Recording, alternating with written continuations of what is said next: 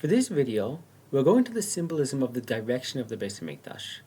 This is really more relevant for the next parak, but there's a lot to talk about already for the next parak, so we'll go into this in part here.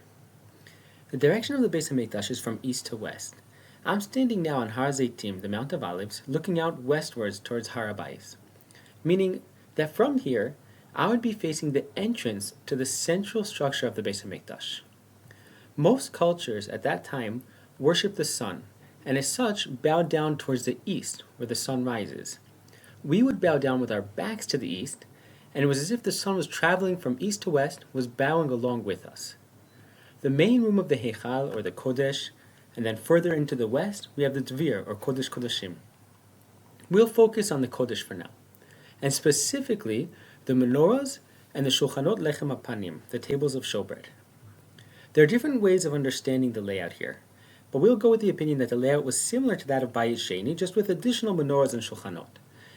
If that was the case, then when walking into the Heichal, again, of course from east to west, to our right, north is the Shulchan Lechem HaPanim, and to our left, or south, is the menorahs.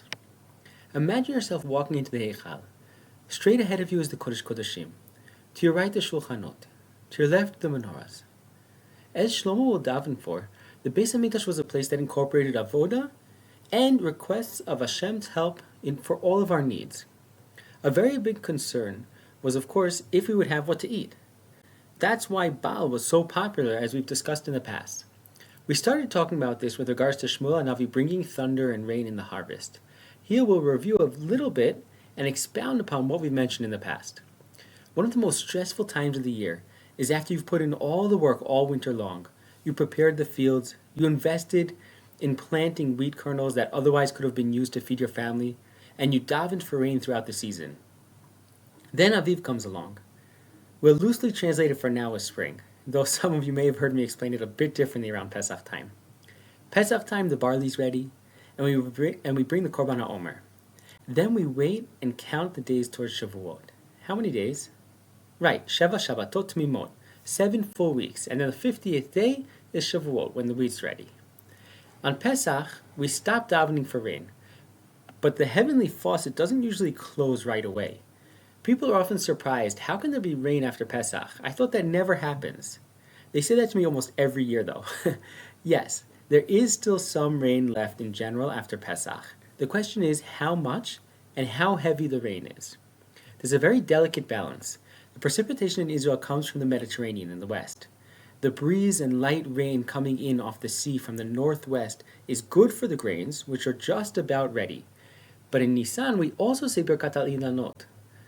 This is an incredibly beautiful bracha that we say just once a year on the blooming fruit trees. Not fruit trees with fruit on them, but before the fruit grows while they're still in bloom. This is a very important stage for the farmers where they need the pollen to spread and to pollinate the other trees. The more flowers pollinate, the more fruit their orchard will yield. The problem is, a little rain is okay, but too much rain will wash away the pollen and devastate the yield of fruits. The fruit trees need the hot, dry winds blowing in from the southeast, coming from the Arabian desert up through Jordan and into Israel. And as noted, there's a very delicate balance. The winter winds come mainly from the northwest, providing precipitation. The hot, dry summer winds from the southeast, and as such, we have half a year basically without rain in Israel.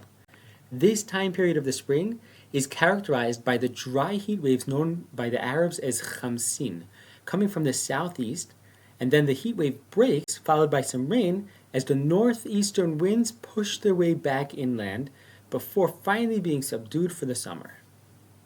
How long does this period last? While the Arabic for these heat waves is Khamsin, the Arabic word Khamsin actually means Chamishim. This very same time between the beginning of Pesach and Shavuot. So what will it be? After all of your work in the field, you did your Hishtadlus, and now it's all in Hashem's hands.